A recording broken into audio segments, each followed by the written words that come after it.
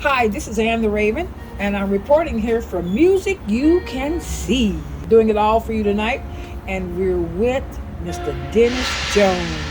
What's happening, Dennis? Everything. Tell us about it. If it's everything, I want to hear it. Well, we just came back from an incredible tour of Europe. We're over there for about 3 weeks. We started off in Poland. We went to Germany and Austria, bouncing back and forth. Things went really well. We had a lot of sold out shows. We haven't been there in 3 years because of COVID, so it was great to go back. The fans were just there in full force, so it was very nice. Do you like the fans in Europe better than the ones here in the States? I don't say better, it's just different. Difference is the right word. Some places in the States, it's the same way. They give you their full attention. They're there for the show. They're not there to take selfies. They're not there to, pick up people. They're there for the music. And it makes the musicians feel really, really good. And there's places in the States like that as well. Oh. People come and they're hungry for the music. And that feels really good. You know, one of the things, I don't know if I failed to mention, but I'd like to know a little bit about Dennis. Let's see. I'm from Baltimore County, Maryland. That's northern Baltimore. And most people don't know about northern Baltimore County. They know about downtown, Camden Yard, all that area there, which is beautiful. But I'm from the country. I'm from horse country. It's very much cornfields and wide open spaces, very equestrian, a lot of horses and horse people there. And I grew up there. My dad was actually like a trainer on the track. He had horses. He would take to Pimlico, Timonium, and different places. And later on, he became a landscaper, Jones Landscaping. I worked for my dad in his landscaping company. So I'm a country boy, hands dirty all the time. Grew up that way. When I was 18, I went to Europe. I joined the military. Went to Germany.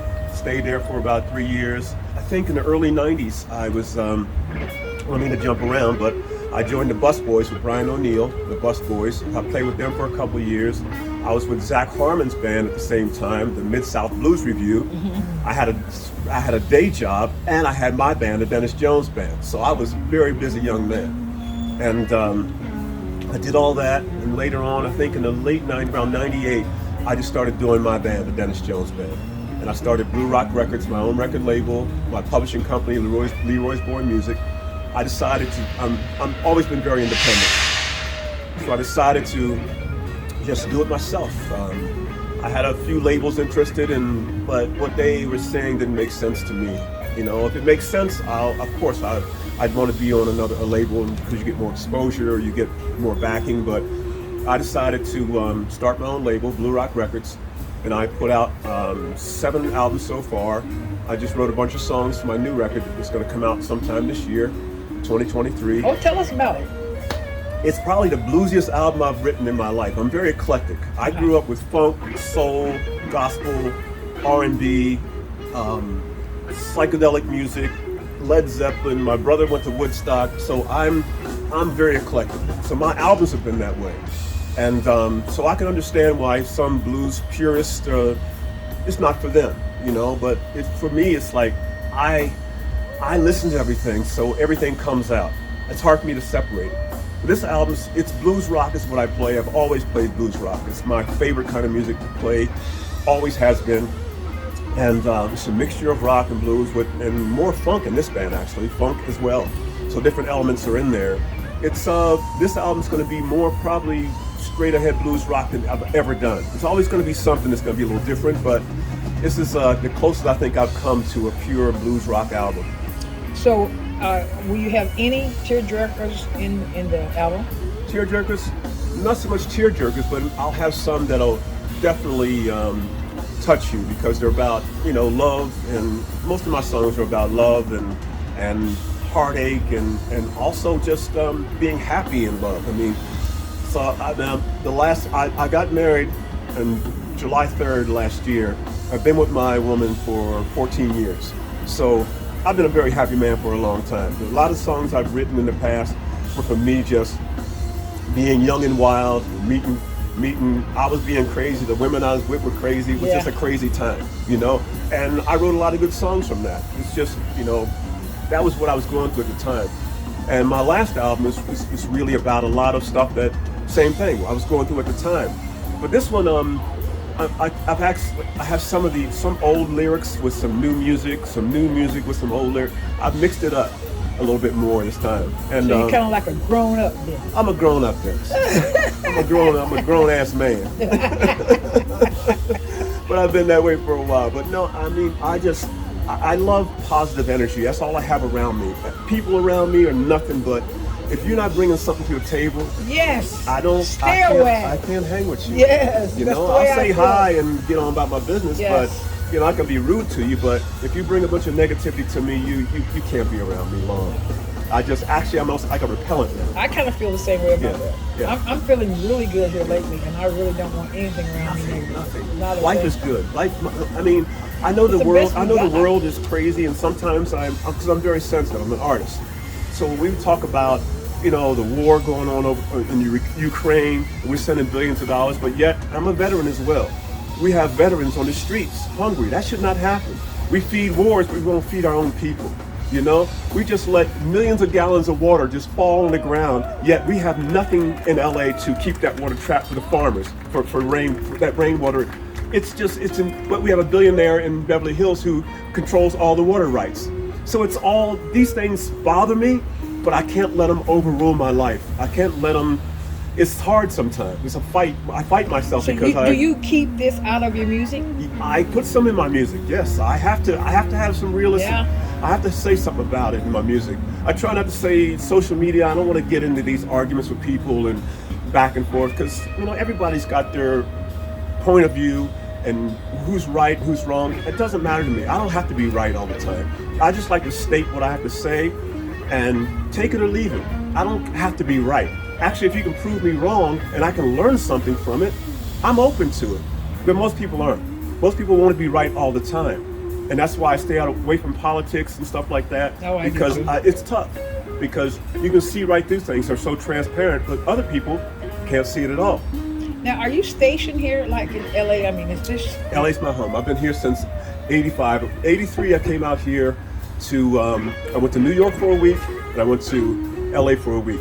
From Baltimore. New York ate me alive. It was too fast, too crazy for me. The taxi drivers were ripping me off more than anything. I was like, I came to LA, and I was like, oh. They were like, oh man, don't worry about it. We'll do it tomorrow, man. It's okay. I was like, oh, I like this. It was laid back in the palm trees. Even if you're broke, you got beautiful women and palm trees and in the hot weather. I was like, oh yeah. What about when you're looking for gigs? I mean, there's a whole lot of musicians in this town. Yes, there is. A ton of them. So what's the chances? I mean, you know, how do you go about getting gigs? I've been here a long time. I've played most of the clubs in LA. When I first got here, it was a lot more clubs. You had Cozy's in the Valley. Oh yes, I remember Cozy's. I mean, Club Lingerie in Hollywood, where I used to play when I was in a rock band. I mean, there was tons of clubs and things over. Raji's in Hollywood. I mean, I can go back and just name all these clubs, but you know, I've been around long enough where people know who I am. They know I'm bringing some quality music to their club. I can draw people to their club, and you know, I have relationships with club owners, with people. My thing is about relationships. You know, there's always gonna be somebody who can play better than you, somebody that can do this, whatever, but some of those people don't know how to talk to a person, to their own band. You know, I like to keep people around me that I trust and trust me. You know, so that's, to me, it's building a relationship over time. And I'm building new ones with different people around the country right now. Different areas I'm working in and people I'm talking to. I'm always building on what I'm doing, trying to take it to the next level. And that's what it's all about, taking it to I don't mind being on a ladder on the same rung for a week. But, you know, and if I only take another rung up in the next 2 weeks, that's cool. But as long as I'm not going down that ladder, my life is good. And every week or so, I'm hanging on, taking another. You know, and that's what I'm building it slowly, and I'm patient. You know, you have to be patient. You know, everything does not happen when you want it to happen, when you expect it to happen. Sometimes it happens when you least expect it. But you got to put the work in. You got to put the work in. How did you get this gig at the Baked Potato? My friend Philip Says, he's an amazing he's a world-class musician, singer, all-around good person. I came to see him here one night.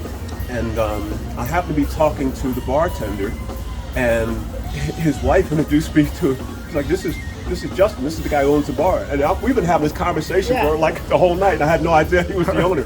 So I was like, hey man, I'd love to play here, and you know, one thing led to another. I sent him my material or my EPK, my press kit and all. He's like, so he booked me. So I think it's my third or fourth time here now. So like I said, building these relationships is what it's all about. And I was having conversation and just getting along with the guy. I had no idea that he owned the club. Oh, and it was, great. you know, and it's a beautiful, this place is always, by the way, I saw Elvin Jones. I've seen some of the most incredible jazz musicians here in the 80s and 90s. Oh yeah, I've seen and a lot of them are no longer here, but this place has been nothing but, you know, just the baddest of the, you know, so I feel honored to be playing here. You know, time and time again. I think I'm here every 3 months. So every quarter I come here, and it gets better every time. I am really glad looking you're forward here. to it. Yes, Glad I you're am. here. And thank you for your time. You're very welcome. Thank you for your time. This is Ann the Raven reporting for Music You Can See.